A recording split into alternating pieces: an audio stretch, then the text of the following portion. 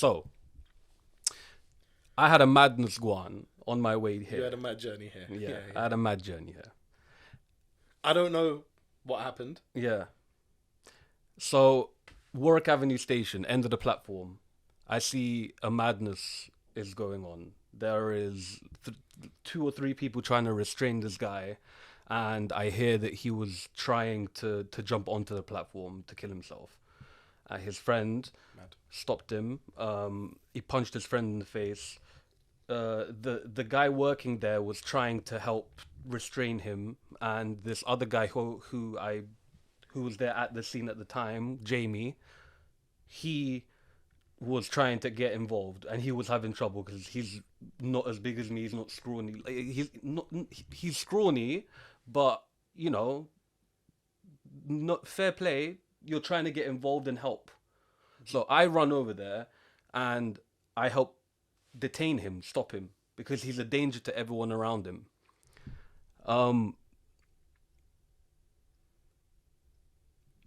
Me doing that led me to put my knee into the back of his back. My knee is on his back because that's where like I'm applying pressure, and he's not able to get up from a flattened position. Yeah. I want to make this clear. He was able to breathe. I made sure. Okay? Yeah. He was able to breathe.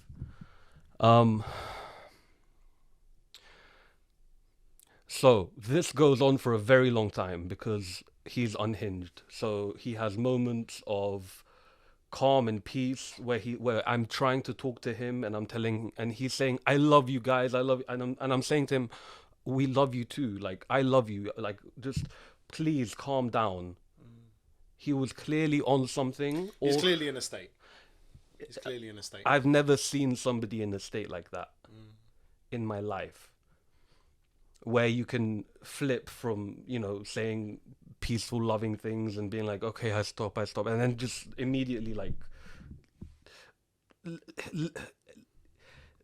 I think he bit 3 people as we were trying to hold him down. On the Luis Suarez thing. Yeah. Mad. I'm not gonna.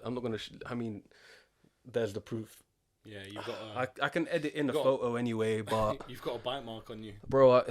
It's kind of getting worse. When I first saw it, when you first came and you showed it to me, it didn't look as red as it does now. Yeah, and it looks a little bit like it's getting worse. I mean, it's not worrying bad, but it's it's bad. The doctor gave me antiseptic immediately. He was like, rub it on. This is gonna disinfect it, but do go to a chemist as soon as you can. Tell them what happened. I was wearing a hoodie at the time, so it didn't break the skin. So hopefully, nothing. But it was clear that these 2 individuals were, let's say, on something, and clearly homeless, and they're not what society would deem like positive people, which is a weird way to say it, but it's a way that I can relate to them. And that's what I was trying to tell him while I was holding him down. I was saying, look, I love you, bro. I understand what you're going through. I was trying to get through to him while he was in this, like, I love you guys state. And then immediately after that, it would get to anger, and he would get up and start biting and punching everyone around him. What made you get involved? Because when you called me to tell me you were going to be a bit late, I told you that you have a tendency to get yourself involved in situations like that, which you do. And great, it's a very helpful thing. It can also land you in some shit. It can get you in trouble. It can get you bitten. Worse. I know. God forbid. But I know. I'll tell you. What is it inside of you that makes you want to do that? I feel like it's a moral obligation. I feel like it's a moral obligation that when you see something like that and your visceral reaction is to avoid it, imagine what would have happened if I wasn't there. Everyone who was there, they gave me a pat on the back after. It did stroke my ego a little bit, of course. It's like, oh yeah, thank you for everything you've done. But imagine I wasn't there. and they weren't able to detain him. And he got up and he attacked a woman, or he threw her onto the tracks. They had to turn off the electricity on the tracks, bro. They had good to. shout. Good shout. Yeah, they had to. They had to. And the train stopped, like, there was a train coming. It stopped like halfway down the platform, all for this. So we had to wait for the police to come. And I'm sorry, guys. It should not take you that long. It should not take you over 20 minutes to get there. Yeah, police response times aren't fantastic for the limited interactions I've had with them in certain scenarios. If it's not something that's massively threatening, they're not great. This was massively threatening to himself and to everyone else on the platform. This was, you know. But obviously, whoever called them would have told them, listen, we've got this dude here with fucking massive arms. He's holding it down. I don't think that's what they said, They bro. might have said that, bro. I don't think that they Like, said there's that. this brer here. He's fucking wham, bruv. He's George Floyd in the brother. You know what I'm saying? Might have to beat that one there, but... Yeah, that was another, because of the knee in the back, and that was the only way that I could restrain him, to get my weight on him, to make sure that he couldn't get up. Isn't it weird, bro? Isn't it weird that how certain things happen pre that situation? Listen, horrific situation, right? The George Floyd situation, horrible. Pre that, I mean, you wouldn't even like think twice, because to me that's quite a natural thing to do. This is gonna sound bad, but if you are, like you're saying, trying to put your weight on somebody to ensure that they don't get up and then cause harm to either themselves or other people, that is one method that you would use. And it's not necessarily knee, it's your shin.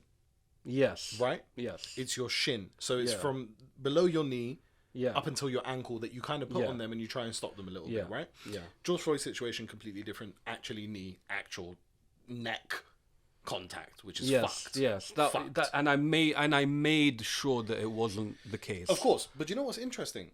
Post that situation, you said that was actually an active thought of yours at that time. I had to. No, and there was a guy behind me saying, get your knee off his back. And I'm like, do you understand that? Do you want to get dashed on the tracks, bro? Okay, you're putting that social kind of tragedy on this level, and you're not applying the nuance required to understand why I'm doing this here right now. Yeah. I understand. And the guy was a black guy, and I was trying to tell him, he can breathe. Don't worry, I know what I'm doing. I was a bodyguard. Okay? Now, the thing that disappointed me the most, and I have to say this from the bottom of my heart, was watching how there are 3 or 4 brave men alongside me trying to hold him down and restrain him. There were 50 people on the platform staying as far away as possible, recording with their phones. Yeah, I'm really not a fan of that. Can I just say something? If we had 1 or 2 more people, even if it was a female, it would have helped massively, just because of the strength of this guy. We are holding him there until the police come, for your safety. I'm doing this for your safety. Listen, if he gets loose, you are in trouble, bro. It's an interesting thing, because I can forgive somebody standing on the other side of the platform out of fear. I can't forgive somebody standing on the other side of the platform and then sensationalizing it by getting their phone out and recording it. I'm really not a fan of that. I dislike when things are happening and people get their phones out and record it. This happened to me quite a while ago. I was driving on Marylebone Road. There's a police car coming from sort of St. John's Wood direction, past Marylebone Road towards kind of Soho area. Anyway, it's a red light. I'm on Marylebone Road. The police car is coming through, steaming through. Sorry, it's green for us. But we've all stopped. We hear the sirens. We see the police car coming. Police van. Somebody has hit just the back of the police van, because they probably didn't see you or hear it in time, whatever it may be. The van has flipped over. Whoa. The van has completely flipped over. I was in the car Whoa. with a friend of mine. We can bleep that. Fuck her. We'll The first thing I do is get out. And she's like, where you going? No, don't get out. The first thing I do is get out and I go to the van straight away. Bro, the fucking van's flipped over. There could be people in there dead. There could be people in there hurt. So you understand my visceral reaction Of and course, why of I course, did of it. course. I didn't think twice about it. I didn't think twice either. I went there. Yeah. Yeah. And a bunch of people went there. We were there for ages. We held the door open. A couple people climbed onto the top of the van, tried to pull the police lady out, and there was a policeman in there as well. 2 or 3 of them. Bro, I turn around and I see young people with their phones out recording. Not just young people, there were loads of different men, women, young, old, recording. The ones that really irked me were a couple of young boys who were like, yeah, fuck the feds, you deserve this, recording it on Snap, doing the whole... I'm like, bro, back up. You're not helping anyone here. Shut the fuck up, move. If you're not going to help, get out of here, bro. I hate that reaction. I hate that reaction. Forget the fuck the feds part. Anyone who has their camera on when something like that is happening, like, what kind of fucking world do we live in now, bro? You pull your camera up for any kind of tragedy that happens, bro. Fuck off, bro. Help or fuck off. It's the age of the spectacle. 100%. It's the age of the spectacle. And at one point, while I was holding this gentleman down, and I'm not going to disrespect him, and I'm like, whatever. Brother's clearly going through something. He's going through something. Like I told him, I love you like I love everyone else. Just please calm down. I got up and I saw everyone around literally just on their phones, recording, watching, and I shouted at them. And I probably shouldn't have done this because I can picture it though. I can picture it. And I was like, look at yourselves. Look at yourselves. I hope you guys are proud of yourselves. You are all out there, and we're here trying to protect you, and not one of you has stepped forward to try help. You're just recording. Yeah, the help part, again, I can kind of forgive that depending on the person, but the whole recording of it, I can't forgive that, man. I think that's just so pathetic.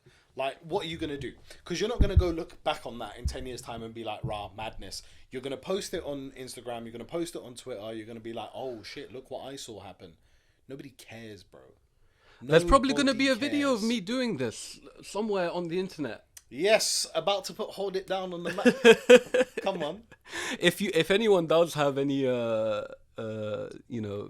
what? You on Warwick Avenue's platform going, are you dumb? No, that's gonna look good, bro. It wasn't like. I don't think it was like that. I don't think I conveyed my emotions very well in that moment of anger. Hard to do when your adrenaline is rushing. You're trying to control a situation, and back to your fuck the feds point with these young kids. When the officers got there, they were extremely respectful. They controlled the situation, and I happily gave them all of my information because I want to help them. You are here to protect us, and I now understand how hard your job is. Having to deal with stuff like that every day. Bro, I have a couple of friends who are police officers, and they have told me stories of shit that they've been through and scenarios that they found themselves in, calls that they've received of places to go and what to do. Fucked, bro. Fucked. The kids there, bro, who were saying fuck the feds in the situation I was telling you about, it's so ingrained in their minds from somewhere else. Because what reason do you have to say fuck the feds? They have no reason. The only reason you're going to say fuck the feds is if you are doing something that is against the law, which will therefore make the police look at you. But then that's your own fault, bro. Don't say fuck the feds. You're breaking the fucking law, bro. But these man, when I saw them, I'm like, you're not on nothing, bro. You're not on anything, bro. You're on Marylebone Road at 5 p.m. You're dressed how you're dressed, but you can look at somebody and you can tell this person ain't really on anything, bro. They weren't serious guys. So where's this attitude of fuck the feds come from? I completely disagree with it, bro. Do you know what they were doing? They were doing it for their Instagram stories to Yeah, show that's why off they to were the other recording it, bro. to the other people, saying "fuck the feds," and they're looking for a response from everyone saying "yeah, fuck the feds." It's ridiculous. The feds were there in your situation to try and save lives, to try and sort out, okay, why did this accident happen? You know, they literally put their lives at risk. They put their Every time lives they go at out. risk every single time. So, with that story out of the way, because Right, go on, hold it down, podcast. And hold that. it now. Hold it down, bro. Okay, so we've got a bit of a plan here. So, for those listening, we should introduce ourselves. So, I've got 3 questions for you, Amal. Okay. What's your name? I just said it. That's one of my names, my friend. Okay, what's your name? Emal, a.k.a. Big M's. AKA the conductor. Done, though. That was my third one. Come on. You think I don't know Come you, on, bro? I'm the conductor, bro. Tell me a little about what you do. Just live and breathe, fam. I don't know what to tell you, bro. What do? I work in real estate. There's not much more to me, bro. I'm just A regular guy. I'm a regular guy, bro. I'm a regular guy. I'm a regular guy, and bro. I think we need people to know this about us. We are just regular guys. We're regular Londoners trying to do something hopefully beneficial for people, but more so just, Yeah. talk. Yeah, bro. I'm just a regular Donny, bro. Born and raised in London, from an Afghan family. That was the next question. What's the story behind your journey and where you are today? Yeah, I guess. I mean, my journey's been pretty straightforward. I was born in St. Mary's Hospital, and I've lived in the same area my whole life, so it's been pretty straightforward. But my background is I'm Afghan. Family came here 30 odd years ago. What was the second part of the question? What's the story behind your journey and where you are today? Oh, bro, so much. There's- That's such a difficult thing to like truncate and say in like a few sentences. Yeah. I think you've done enough on that question. Yeah, and also this is the kind of thing, these bits and pieces, the beauty of doing this, and if we have a listenership that is on a weekly basis, there are nuggets that will drop that they'll find out about it, and it also keeps them more engaged as well. They'll slowly learn more and more about us. Yeah. But And you're also aware of this, I think. I'm not good at speaking about myself. yeah, I'm not either. Yeah. Yeah.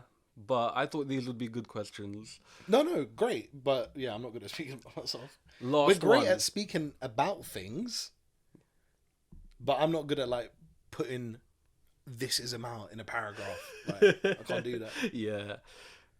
I'm a dickhead. We might delve into that later. I'm a top grade dickhead. Last question. What's Shout to me. something you're passionate about that may surprise people? And I have an answer for you that I know, but I'm gonna let you say yours.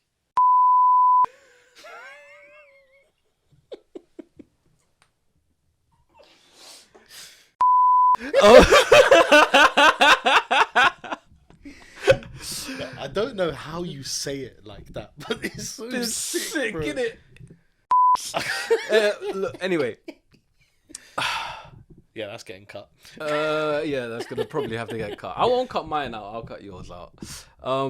What's something you're passionate about that may surprise people? My answer for you would be train lines. I didn't even think that. Yeah, passionate is a difficult. Maybe not passionate about train lines, but it's something that you like. I thought you would have said playing football, but I don't know if that comes as a surprise to people. People that know me wouldn't find it as a surprise. People who don't know me and look at the size that I am would find it a surprise. But He's actually a very good baller, by the way. I've Despite lost it, bro. the size. I've lost it recently, man. Seriously, put on too many pounds. These are your words, cuz. I know. I'm Don't good at give admit. don't I'm give not- T reasons. I was about to say I'm not like T, bro. He's deluded, fam. I'm not deluded. T, we love you, bro. Yeah, brother. Fucking, what was I gonna say? Yeah, trains. I don't know. I have a weird fascination with trains and train lines. I'm not like Francis Bourgeois, where I can tell you a locomotive or an engine or this and that or what fucking model train it is. I don't know any of that shit. I find the method of transporting via train fascinating. Bro, at some point they had to build all those train lines. They had to map it out, build it all out, create it. Man can get from the bottom of the country to the top of the country on a train, fam. I know. It's nuts, bro. It's unbelievable. And there's... when you're on a bridge and you're looking down at all of like the way that it connects and like that is a feat of engineering that deserves. Yes, bro. Deserves. Come on, what you get it, bro. Yeah, I know I get it, bro. I know I get it. If this podcast fails, I'm doing up train porn, fam. It's not gonna fail. No, it won't. And I really hope it doesn't. Train porn is not going to kick off, bro. Okay, but yeah, that's a bit of a weird one, but yeah, I think so. All right, so I guess I'm going to have to answer these questions. My name is Mayk. AKA Big Arms, AKA the conductor.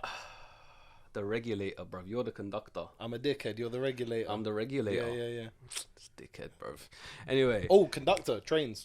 Exactly. There's many facets as to why I'm called the conductor. We'll get into that later on. We'll keep the people engaged. Also, yeah. Okay, what's your name? My name is Mayk. I'm a software engineer. The story behind my journey where I am today. Mother's Bulgarian, father's Lebanese. They met in Bulgaria. I was born in Bulgaria, 3 months old. Came here, born and bred in London ever since. Single mother household since I was 11. Hold up. So you were born in Bulgaria? Yeah. Came here at 3 months old? Yeah. And then ever since then you were born and bred here? Not born and bred here, but like you get what I mean. I know, but you know what I'm like. Yeah. They don't, but you know what I'm like. I will pick up on mistakes. It's who I am, bruv. I will point them out and shame you. Carrying on. If you were born here, you wouldn't make mistakes like that. You fucking foreign prick. Crack on. Okay, so story behind my journey where I am today. I focused a lot on academia. I had a lot to prove. I was morbidly obese when I was young. Got over that. Studied really hard, got an undergraduate degree in physics, got a master's degree in artificial intelligence.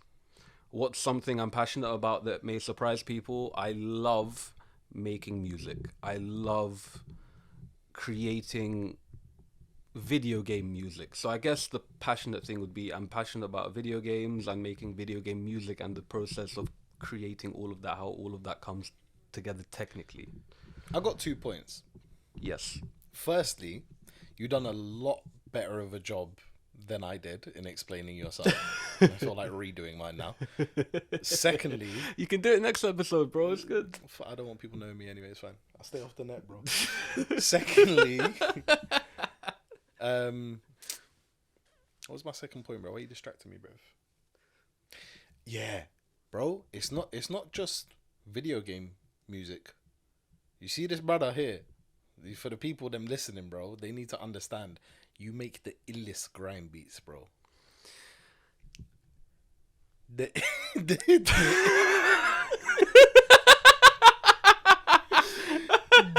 illest grime beats.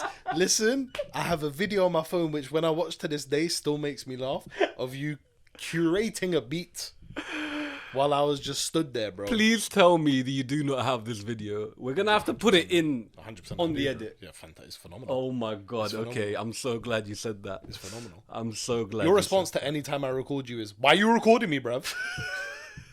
I don't like being recorded, which is weird because it's happening right Camera now. on you right now. Yeah. All right. So we've answered these introductory questions. Now, segment 1. How was your week? Oh damn! We said we were going to talk about this, but I didn't really think about it. I guess the question is more: how have the last 7 days been? Because it's quite early in the week. It's been good, man. Work's getting a bit quieter, so I'm having a bit more time to sort of just relax. I'm not as rushed off my feet as I was in the summer. If anyone knows the property market, it's very busy in the summer, and not so much in the winter. So things are getting a bit quieter. I'm sort of making plans for the end of the year and what I'm going to be doing, where I'm going to be going. It's been great, man. It's been great. I went to see the family on the weekend, spent time with them.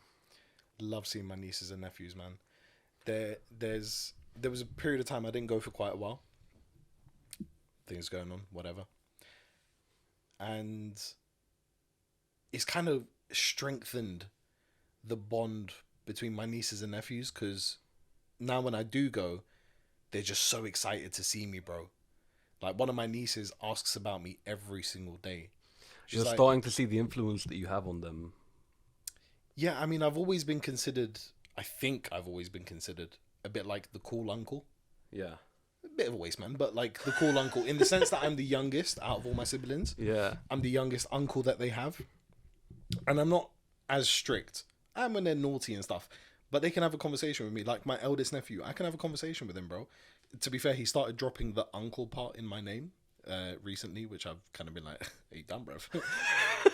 Why did that bug you? Bruv, end of the day, I'm still your uncle, fam. Don't just call me by my name. I'll slap you up, Oh, bruv. he dropped the uncle. Yeah. Oh, yeah. Just calls me by my name. I'm like, you a dickhead, bruv. Fix Quick up, bruv. uppercut. Quick uppercut. It should have been a quick uppercut, but don't do that to children. So. No, it's interesting. I never had to think about it before then. Yeah.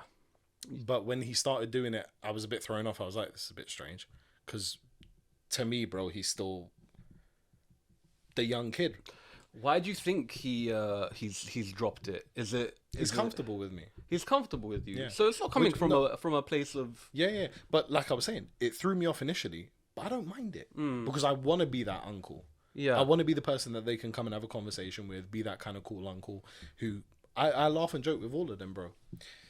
So, yeah, I want to be that kind of uncle. So I'm not mad at it. Okay. I'm not mad at it. But yeah, man, it's been something else in your week that I think people should know about is you are married. Right? What's that got to do with my week? You received a gift. Oh, yeah. Yeah. So in the last 7 days? Might have been, yeah. Yeah. And tell us about that. How did that make you feel? Yeah, amazing, bro. Amazing. My wife doesn't live in the country. She'll be moving here soon, hopefully. Yeah, bro. She sent me a gift. She sent me a lovely watch, and a note with it. Yeah, the note's what got me, man. The note's what got me, because I'm not like, I don't care too much about that kind of stuff. Like, I get it. It's important, particularly for the like superficial her stuff. Yeah, right? particularly for her. Like, I'll send her stuff, etc. But I'm not fussed about it. You don't have to do that for me. And I told her, listen, I love it, but you shouldn't have done it. Like, I'm your husband. I should be the one buying you stuff. You don't need to buy me things. The watch was beautiful. Great thought. Like, lovely idea. And it's a really nice watch. But the message that she sent with it, particularly given like the distance and the fact that I've been married for over 6 months now, bro. And the last time I saw her was 6 months ago. And the note was just really sweet. And you know what I'm like? I'm a sensitive soul. So that was kind of nice for me. When you sent me the message on WhatsApp and you showed me it, I had the biggest grin on my face, because I knew at that time my boy's found the one. He found her. Yeah. He found her. Like, the happiness was so pure. And I'd just like to say I'm happy for you, bro. Thank you, my bro. I'm really happy for you, bro. I appreciate it. I really do, bro. I really do. Because, like you said earlier, I've always seemed like a happy person. We've known each other since the age of 15. I think so. Yeah. There will never really be a time... You know me a lot better than other people do. But the people who maybe know me at an arm's length will never look at me and say, this guy's an unhappy person, this guy's whatever. I was always joking, I was always laughing, I was always that kind of person. You know a bit better than that. But yeah, I've never felt true happiness, bro. And I feel it, bro. I felt it from the moment I got married to her. Yeah. Which is nuts, because you know the situation, you know how it came about, etc., etc. Yeah. Which we're not going to get into, but yeah. Maybe one Maybe day. one day. I don't mind it, bro. Like, I speak Yeah. to my colleagues about it. They're aware of it, and they're aware of the process and how it happened, bro. Mm. But particularly when you go through other scenarios and you realize that, wait, there's more to life. There's different ways of doing things, and certain things are better for you than other things. Yeah, bro. It's in my language we call it kismat, which is fate. The only thing, Kismet. yeah, the only thing that her parents said throughout the time and my parents said throughout the time is kismat. Like, this was meant to be, bro. You guys were meant to be together, and I feel it. I really do. So yeah, I'm very happy. Yeah. That's a main source of my happiness, and the settlement that I feel from it. How just, yeah, my life has just changed so much, bro. This year has been a fucking whirlwind, bro. Yeah. Absolute whirlwind. Mm. It's been a mental year. Yeah. Can I just pull you back? The happiest you've ever been. Are you earning the most you've ever earned? Are you? I just want to make it clear for the listeners that chasing these superficial kind of like status levels and monetary levels, they're not going to give you happiness. True happiness comes from within, firstly, and sharing it with somebody who really wants to share it with you. The answer is yes. I am earning the most I've ever earned from a job perspective.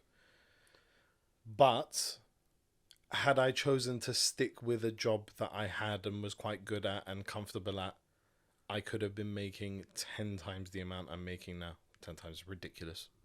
Definitely not. But like 2-3 times the amount I'm making now. And I left that job because I was unhappy in that job.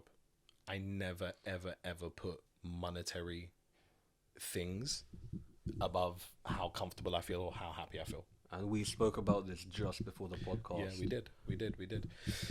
Not for me, bro. Not for me. If I can't be at peace with what I'm doing, I'm not doing it, bro. I'm not doing it. That job I didn't enjoy ultimately. First 6 months, because I was really good at it. The first 6 months, and it was my first job. I got my job very quickly after I graduated. The first 6 months, I was really good at it. So that gave me the thing to move forward. I was like, yeah, cool. Like, I'm going to carry on doing this. But eventually, I saw between the lines and I was like, this isn't for me. I don't like what I'm doing here. And if I stayed in that industry, I could have been making a lot of money, bro. But so happiness happens and for a reason. work-life balance over money. 100%. 100%. The older you get, the more you realize how important money actually is. Very important. So It's you do important need to a level.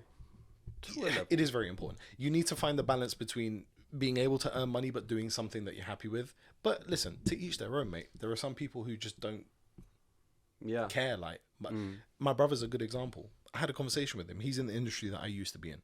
He was in it before me. He's older than me. His main goal in life is make as much money as possible, take care of the entire family. Admirable.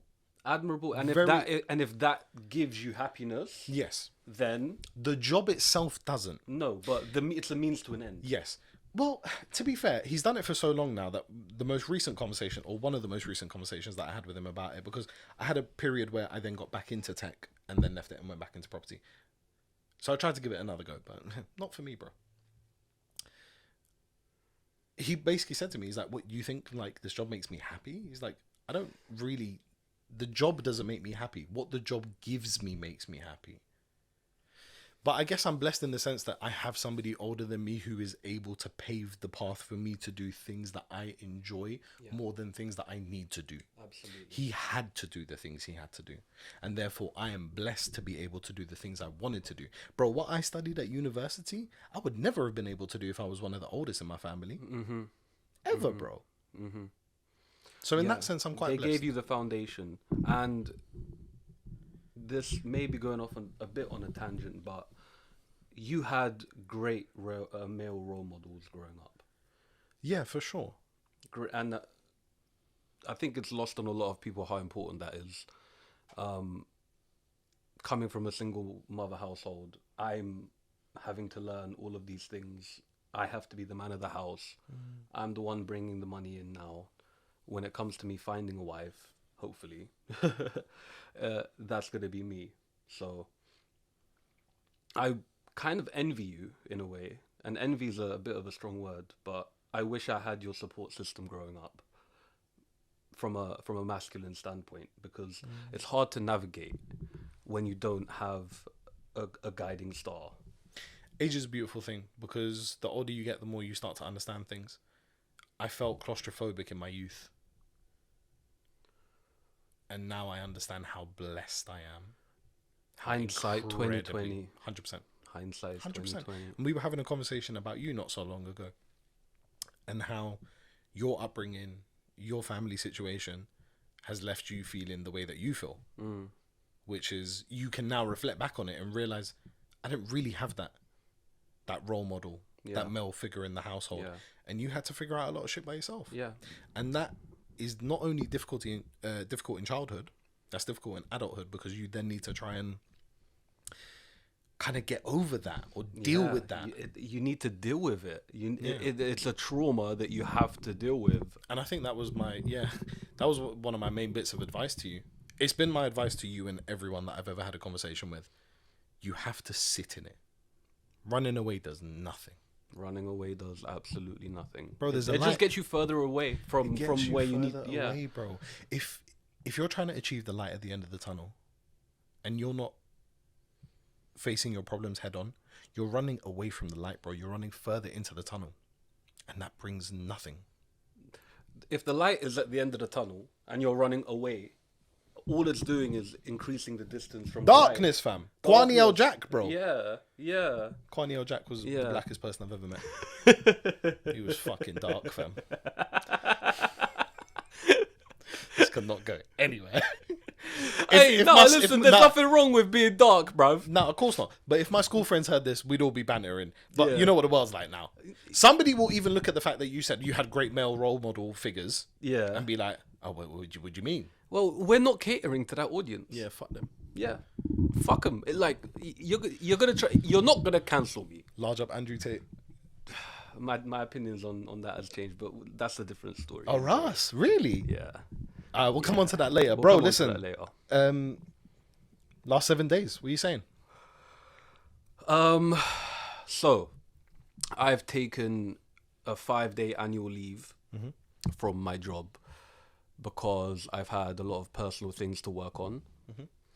Some really difficult things to work on, and the work stress. I haven't taken any annual leave since I started the job because I've been going at it, trying to prove myself. I only started at my company in January, and you've not taken annual leave all year? Oh yeah, only sick leave because of my nose and what happened in Poland. Bro, that means you've got 20 odd days. Yeah, I need to use them. Yeah. But I've got until March.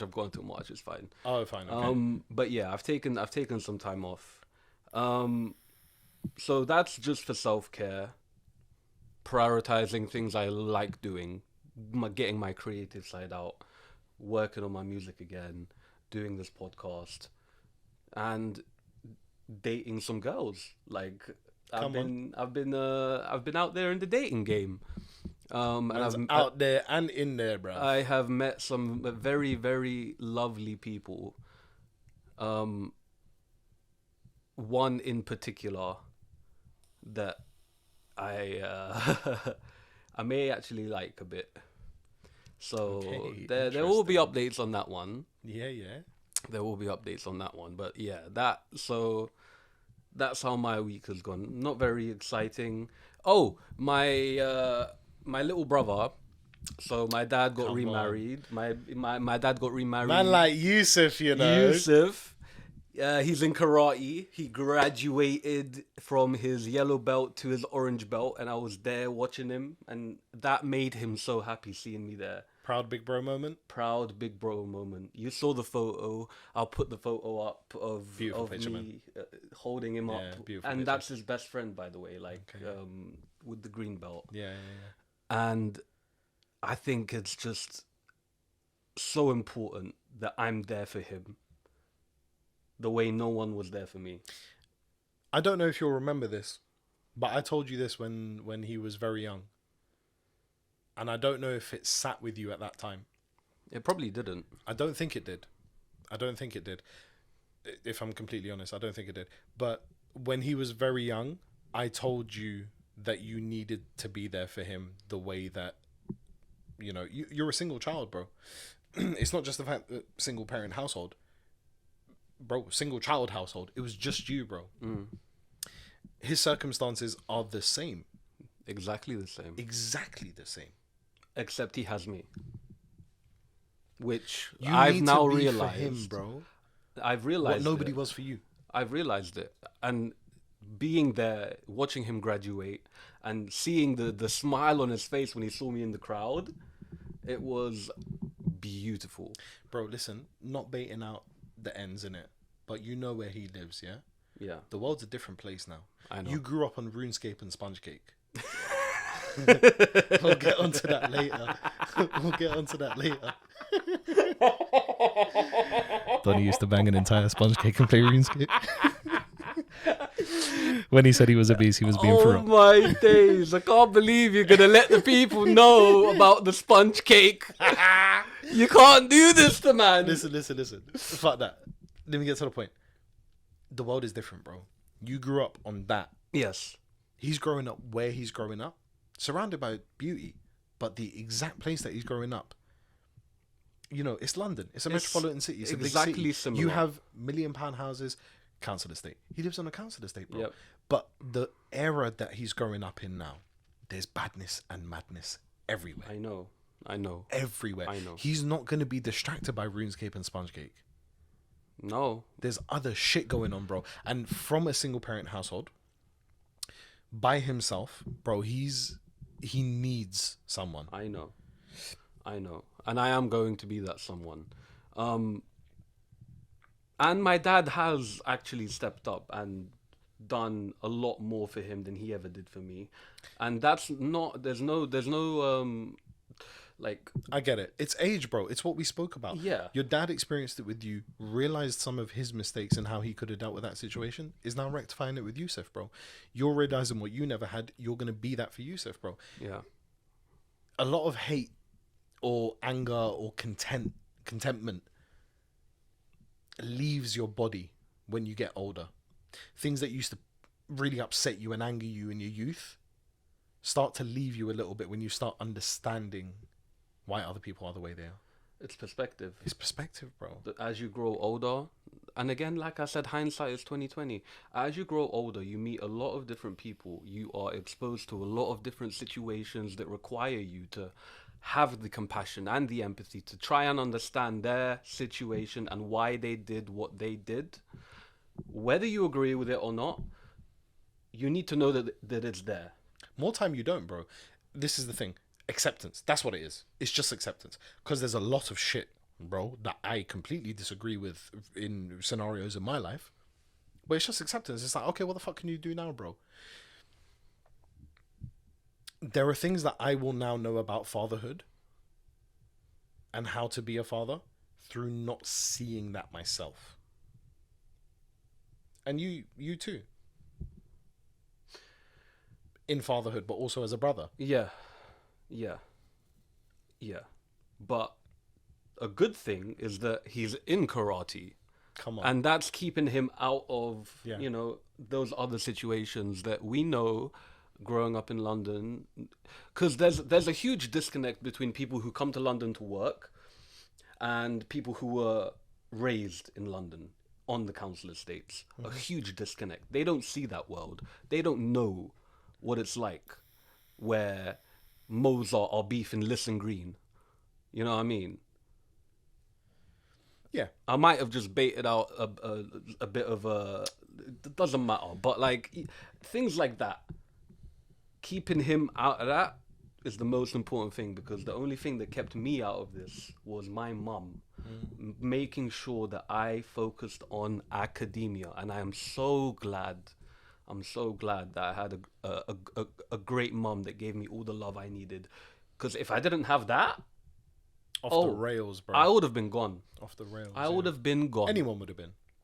Yeah. Anyone would be. But you also have to give credit for yourself, because there are people who do have that but still go off the rails. But a Yeah. lot of that is environment. Those are the things that parents can't control. Single parent, two parents, parents and brothers and sisters.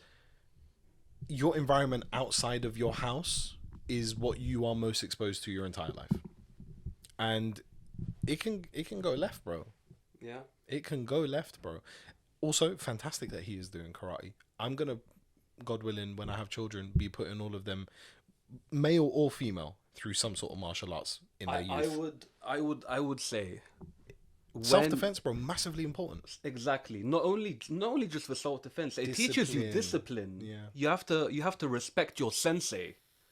There was a kid that was like messing around, and the sensei looked at him and he was like, "I'm your sensei. You respect me now or you leave. Yeah. Get out. I'm not giving you your belt if you're going to continue acting like this." Did he crumble? No, it was fine. It was fine. He's a young kid, you know. Now, when I say crumble, was he just like shut up and listen? Yeah. pussy old breath. Yeah. I mean, you know. But yeah, that's how my. Oh, I was gonna make a point. So, martial arts, self-defense, discipline, some sort of instrument. Some sort of instrument for sure. The piano, the violin, the guitar, anything like that.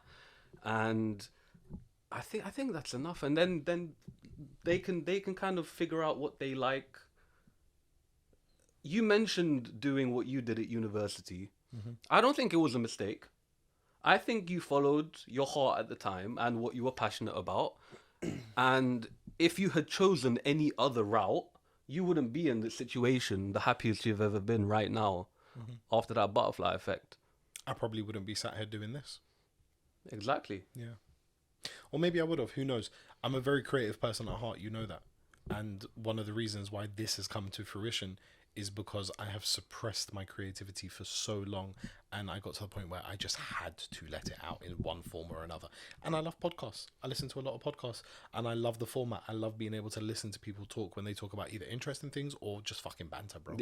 Yeah. I just like listening to people talk, bro. I like conversation. I like hearing people have conversations. I like joining in conversations. Long form where you can find the new, like, there's nuance. And podcasts aren't made for everyone, bro, because either they don't have the attention span, or they just do not have the capacity to talk to people where with proper like conversation, long conversations, deep, serious conversations. I'm thinking about someone in particular here, bro. You know what I'm saying, bro? But there's people out there like this, man. Dickheads, dumb, thick, pathetic, bro. No names. Yeah. So this isn't for you lot. You dickheads out there that are dumb. You wouldn't have got this far anyway. But yeah. I'm taking it from a different standpoint. Fix yourselves up. Okay, I feel like we've been quite heavy so far this podcast. How has it gone on, bro? It's been going for 50 minutes. Can you believe that? No, I can't believe that we've been Mental. talking for 50 minutes. No, I mean I can believe it. But yeah, mental. The reason I mention it is because the next segment is even heavier, and it's on Israel Palestine, and I don't think we should cover it. I don't think we should talk about it on this one. It's the only thing I will say on this is free Palestine. Every time. And I would urge all of you, everyone post. Everyone needs to be posting. You may think that your post is going into the ether and only one person. It doesn't matter. It's about the resistance. It's about messing the algorithm up with your posts, just so everyone can see the perspective of everyone else and the propaganda from Israel not coming through. That is all I will say on that.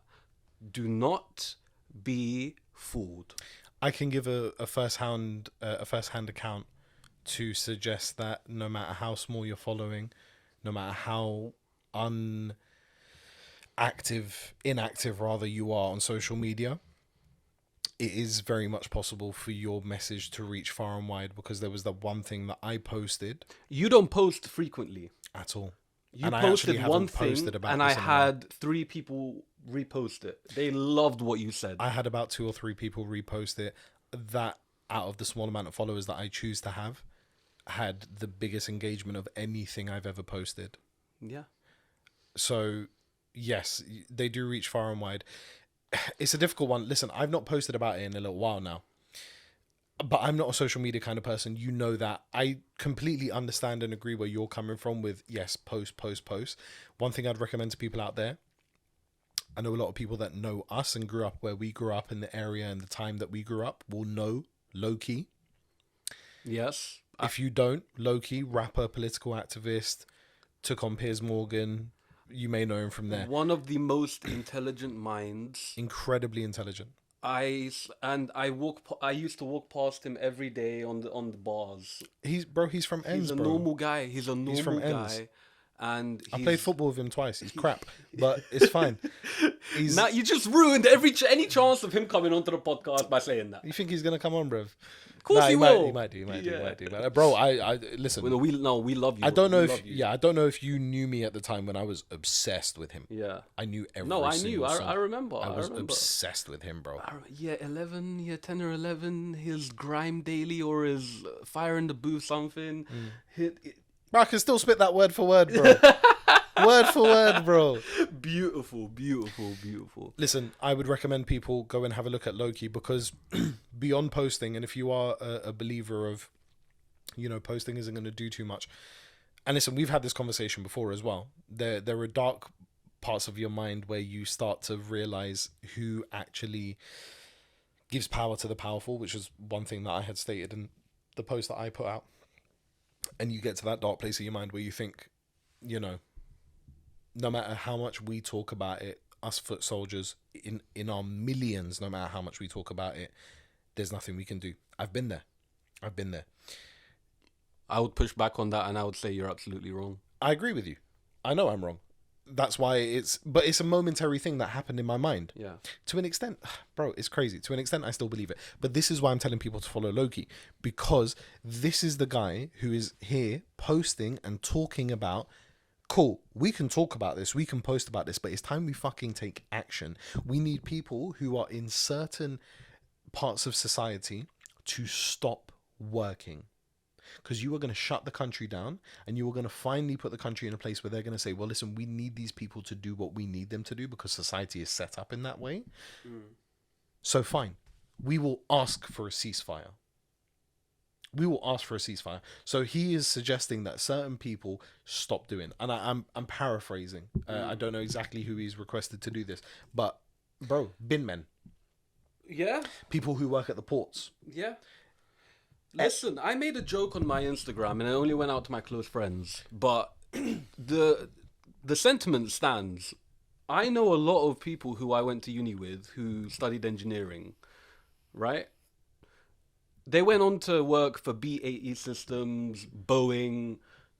These are arms manufacturers. They create rockets that are being used. Bro, the fucking meat grinder missile was created by BAE Systems, bro. If you are Disgraceful. a Muslim, if you are an Arab, if you care about the Palestinian people at all, you leave your job immediately. Bro, beyond that, if you're a human being. If you're a human being, you leave your job immediately. If you're a human being. You cannot contribute to missiles that were shot at hospitals that grind human bodies into. How fucking sick do you have to be, bro? Like, why even you're literally trying to cause as much pain and suffering as possible. Yeah. Anyway, heaviness aside, we have love for everyone. By the way, stop conflating Israel and Judaism. They are two completely different things. There is Zionism and Judaism. Jews, the majority, are on our side. They want a free Palestine. You saw the march that, those Orthodox Jews. Bro, this has been the case. This is nothing new. It's not new. This is nothing new. This has been the case It's for a very long time. not an anti-Semitic thing. I love the Jews. the state of Israel is not pro-Jew. It's Israel is pro-Israel. not a Jewish state. No, It's not a Jewish state. no. And that's the last I'll say on that. Also, Suella Braverman, go fuck yourself. Yes. Thank fuck. Listen, I have a point on this, yeah? You see her and Rishi. Do these men not know where they're from, fam? Brother. You're not English, bro. You're not English. You're not British, bro. Your parents are foreigners. You're both brown. Both of the countries that you came from, this very nation bent you lot over. It's money, bro. They bent them over and fucked their ancestors, bro.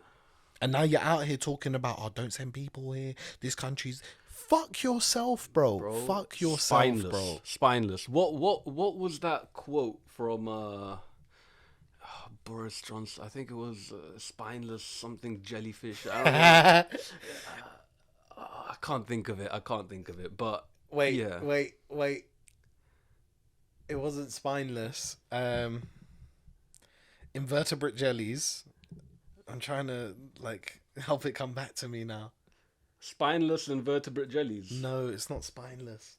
Great. Oh wait. You great supine. Invertebrate jellies. You great supine protoplasmic invertebrate jellies. My guy. Big up Boris, Even though I fucking hate you too. You cunt. Yeah, listen, fuck them all, bruv. Listen, the Rishi Sunak thing, as you said, look up Loki. He'll tell you why he's doing what he's doing. He has a lot of ties. His companies are this guy has a lot of money. But there's also a protection of the state that he is the head of. Because it is this country who gave a land that didn't belong to them, that they took illegally, over to a certain set of Jews to create the state of Israel. Yeah. So ultimately, the British Palestinians- Empire is at fault for all of this. The British Empire is at fault for shitloads that have happened in the world, bro. There's a part of Afghanistan that is still being fought over for with Pakistan because they gave some of our land to them. It's called the Durand Line. Look it up. Yeah. It's gonna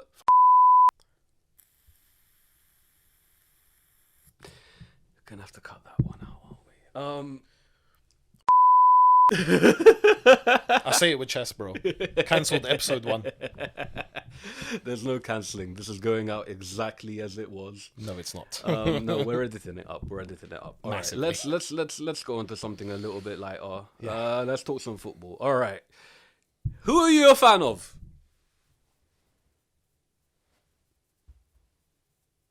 Who's your team? Come on. My chest hurts.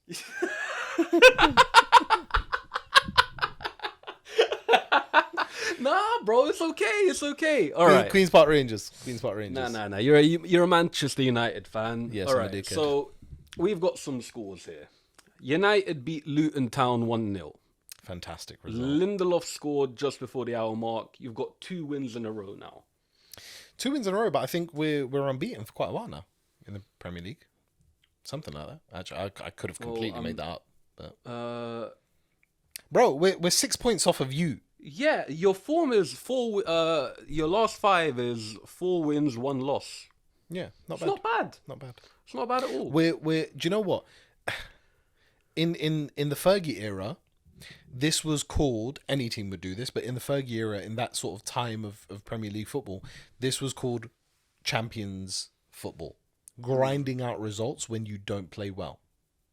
But there's so much more going at United, top to bottom, that is just causing this to not have that same effect. You should be beating Luton Town a lot more than 1-0. Listen, win's a win. A win's a win. A win's a win. Yeah. It's 1-0 to the United. It's not 1-0 to the Arsenal anymore. Wallah, that's the most hurtful thing you've ever said to me. I'm joking. I'm an Arsenal fan, by the way, and we're going to move on to that one now. Arsenal beat Burnley 3-1, so we have now moved to second in the Premier League. Points are the same as Liverpool. So City are at 28, Liverpool are at 27, we're at 27, Tottenham are at 26. Aston Villa are in 5th at 25. Did you hear Jamie Carragher say that he thinks Unai Emery is the 3rd best manager in the league? Jamie Carragher can... Okay. Can he, though? Unai, bro, I think you're forgetting how well he did at Arsenal until he didn't, and how well he's done for Villa since I he's don't come like in. his style of football. I don't like it. His style of football is very defensive. It's very, it's not progressive.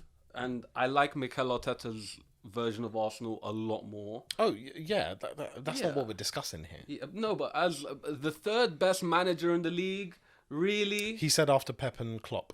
Pep, Klopp. You're not going to include Mikel Arteta in that? You're not going to include. I mean, I'm blanking on it, but there are a lot of great It's managers. too Eddie Howe.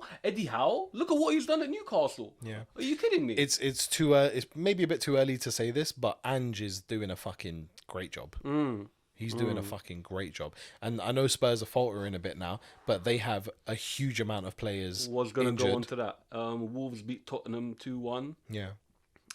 They've got suspensions left, right, and centre, injuries left, right, and centre. This is football, Yeah. and you have unfortunate situations like this that occur. But they've been great. They have. They've been flipping amazing, bro. But the match of the week. A madness. An absolute madness. Chelsea City. Chelsea City 4-4. Cole Palmer. I did not expect Chelsea to do that. I don't think anyone did. Now you know that I don't really watch football anymore, but I stay up to date as best I can. Chelsea have been doing this a fair amount recently. Like since Maurizio's come back in, they're doing all right. They seem to now have a bit of stability. You know, Todd, my man Todd came in, signed the entire dunya, and things were a bit mash for a while. But he's starting to put The whole dunya, the fam. whole dunya, bro. He's starting to put some structure in place now. Raheem Sterling is starting to finally find his feet. He's finishing well. We've got Thiago Silva, who is An absolute Rolls Royce, bro. absolute How can you be Rolls-Royce. 39 years old, a starting centre back in the Premier League week in, week out, and widely recognised as one of the best centre backs in the league at 39? He's been recognised as one of the best centre backs in the world since he's come on to the spotlight. But 39, At bro, 39, in the so Premier impressed. League. I know. That is nuts. I don't know how they're going to Name me another centre back that played to 39. I can name you one. Paolo Maldini. That's yeah. Thiago And he Silva played in deserve- Italy, yeah, bro. That's a Hall of Famer right there, Thiago Silva. Put respect on Thiago Silva's Yeah. name, because I feel like a long time he spent a long time at PSG. You know, he done okay at Milan, but he spent the bulk of his career at PSG, and PSG is one of those clubs where when you go to it, you can't really be put in question as one of the best players in the world. You can't really, because you're in Ligue 1 Yeah, and very weak weak league. You're not tested. You're winning every game. Especially the period that Thiago was there, because that was Yeah. PSG's Galactico era. Also, you can't create a football team by spending money. You can't do that. Never works. Chemistry needs to be there. You need a foundation. You can't just fill it with money. This is what I love about football. A team that has chemistry and has a bond and has a manager that understands each player and what they need and what to bring the best out of them will beat a team that bought their players the whole time. And that's why Man City is such a force. It's because Pep Guardiola brings the best out, like He buys good players, but he buys the right players. the right, yeah, Yeah. exactly. If you think about United back in the day, David Beckham made Gary Neville a phenomenal right back. And Gary Neville is shit. He's not shit. Bro, he's Man United captain for a number of years. He was a I'm stalwart joking, at Gary. We're gonna have you on England. the podcast one day. It's gonna be fine. He's one of the busiest people in the world. I don't think we will, but hey, the fucking Who knows? The sky's the limit, my friend. Who knows? I mean, Cole Palmer, bro. oh yeah, bro. Cole yeah. Palmer, Man City sold him, couldn't get into the lineup, doing bits for Chelsea, scoring against them, celebrating like Yeah. he took the penalty. Confident. Yeah. Took the penalty the game before as well. Took the ball off Raheem Sterling to convert the penalty. Done it now again. He's assigned himself as the penalty taker. Yeah. He needed to go to a club to become that player, which begs the question. Did you see the reaction between Raheem and Palmer when that happened? Raheem wasn't very happy. He wasn't very but happy. Enzo stepped in Yeah. and was kind of like, listen, let him have it. Yeah. Yeah. This begs the question. If Phil Foden had left City 2 or 3 years ago, could he be in a bracket of one of the best players in the world? Because I don't think he's in that bracket right now. Yes, he's now a fairly regular for City. But had he done a Cole Palmer and been that prospect, that really good player who then went to another big club and is now bossing it, could he have been a lot bigger than what he is now? It's a hard question to answer because I feel like the infrastructure that City have for the young players is amazing. I mean, you're seeing a lot of the players that leave City do amazing. Look, Zinchenko at Arsenal, he's doing really good. We don't talk about him. Yeah, I'm just using him as an example, right? Who else? Raheem Sterling. He left City, doing well at Chelsea now. Cole Palmer. Yeah, but Raheem Sterling's not a young player. Raheem was very established when he left. Yeah. But I don't think he ever had the opportunity to thrive at City. There was What are you always talking like- about? Bro, he was a stalwart, bruv. I don't know. He won multiple Premier League titles. He scored more goals than he's ever scored on a season-by-season basis, bro. He was established at City. Okay, I'll concede that. He was established I'll at City. concede that. They haven't, bro, I'm trying to think of it. They haven't let many youth players go who have been, like, sick. Rico Lewis is now getting a good amount of games. He's a good young player. Yeah, I don't know. I don't think they've had, like, absolute baller. Well, to be fair, they've let go of people. Jadon Sancho. Oh, yeah. Ooh, yeah. Jadon Sancho. Yeah. But, I mean... Absolute dog shit now, but... yeah, but... But at Dortmund, he fucking smashed it. Oh, yeah. Yeah. And let's not even start talking about Bellingham and what he's doing. Yeah. Oh, my days. I mean, never a City player, but yeah.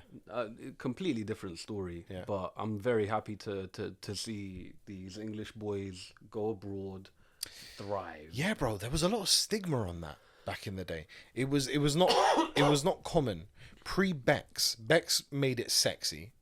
Pre him, McManaman at Real Madrid done okay. Michael Owen didn't really hit the ground running at Real Madrid. Who else went? There's a couple of people that went to Italy. Paul Ince went to Italy, went to Inter Milan.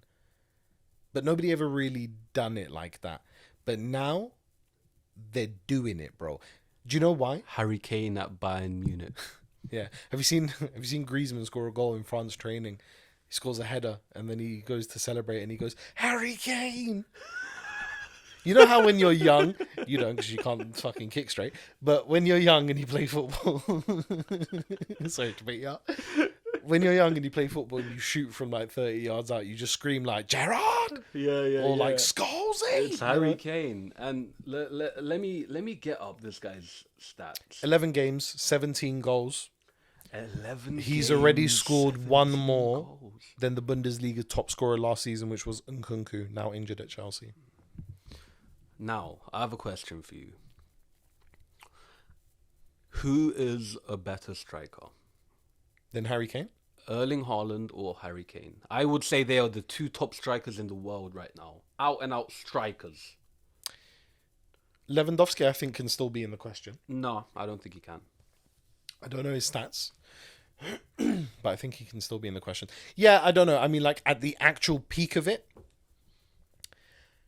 out of those two, I would have Harry Kane in my team. Can I just say, having Kane at Tottenham, you see the difference when he has actual like world class quality around him now. I know he's playing in the Bundesliga, which isn't as intense. It's still a very No, the hard Bundesliga league. is a very, very good league. It is a very good league. It's a very good league. But he's got Leroy Sané around him. He's got all of these people that are able to feed him properly. I know he had Son at Tottenham, but really and truly, That was it. Kane and Son were like the best players. Yeah. Now you've given Harry Kane the opportunity, and I'm saying, okay, replace Haaland with Harry Kane at City. Would he be doing the same thing? I think he'd be doing exactly the same thing. I think he'd be doing even better. He'd be doing more. I think he'd be doing better. He'd be doing more. Because he's an established Premier League player. Yeah. And he would have been at a free scoring team. And Harry Kane has qualities that Erling Haaland doesn't. Harry Kane's touch is better. Harry Kane can play more deep lying. He comes in and drops in at number 10. He's able to provide assists. He can play a ball, bro. Him and Son, the reason they thrived so well is because he assisted Son as much as Son assisted him. It was a two-way street. Kane can score and assist. There was always the concern about Haaland at City because he's a very, very direct type of player. Haaland's touch is not fantastic. It's not fantastic. It's not. He is just a powerhouse and a clinical finisher. I saw a goal. People might not appreciate this, but Harry Kane receives it in the box, right? There are 3 defenders. He gets a half a yard, and you told me how small half a yard is, how hard it is to get in that penalty box.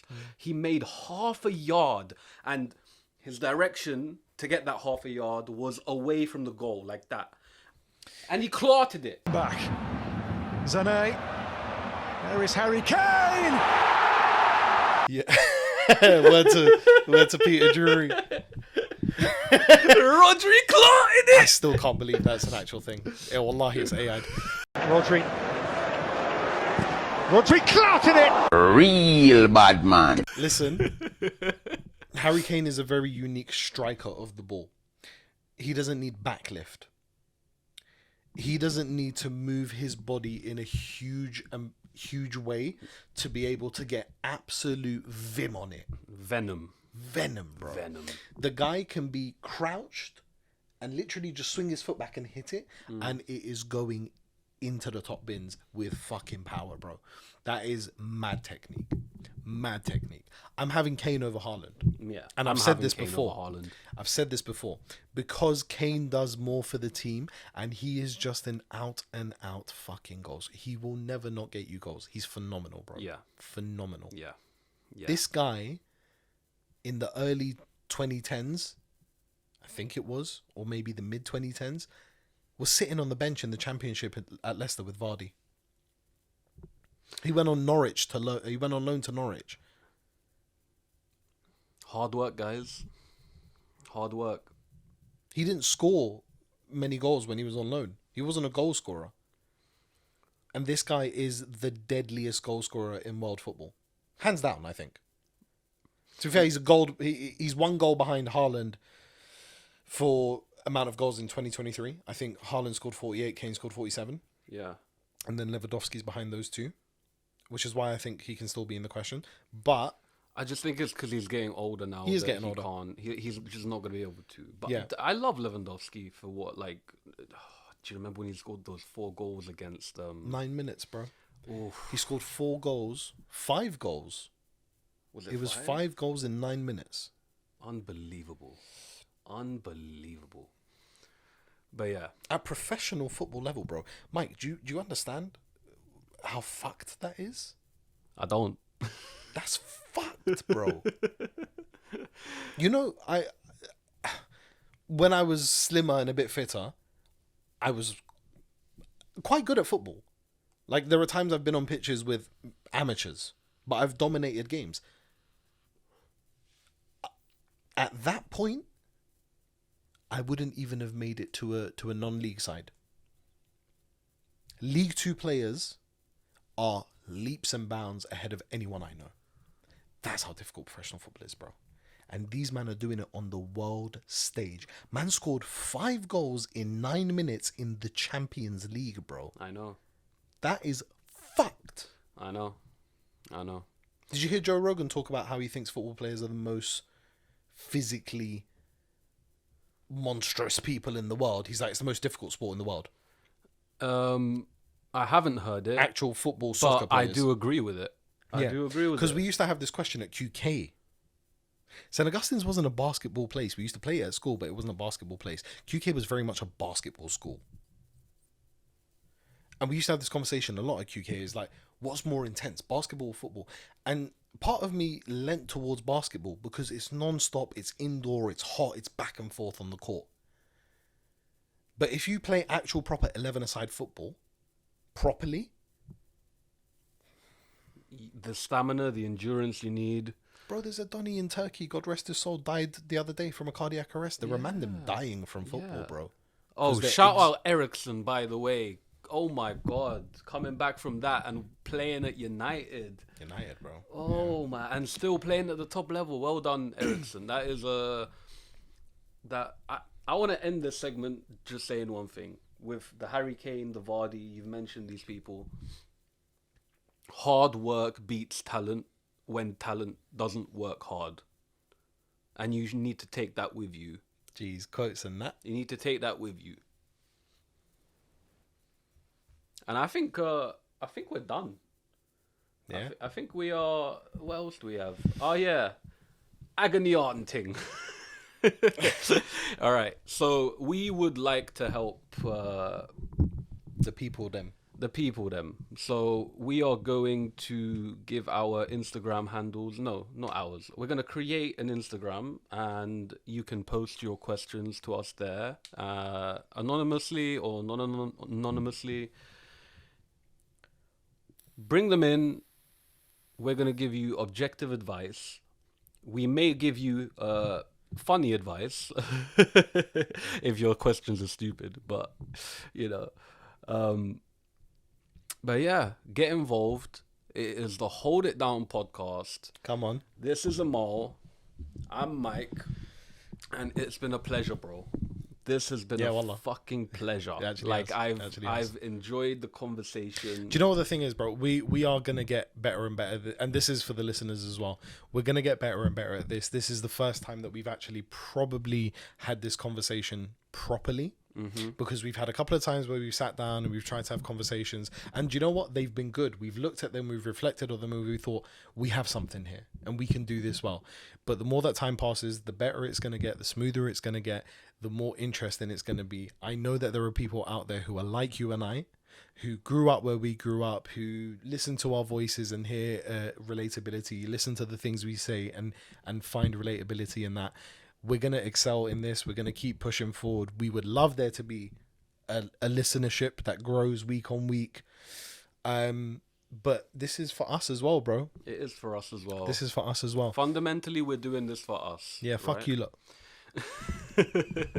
Fuck you lot, bro. We don't need you. Don't subscribe, don't like. This is the Hold It Down podcast. Fuck off. This is the Hold It Down podcast. Like, subscribe, hit the bell button, do God. all of that. Don't listen to this guy. He don't know how this works.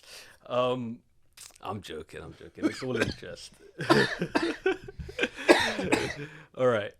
So, we need an outro.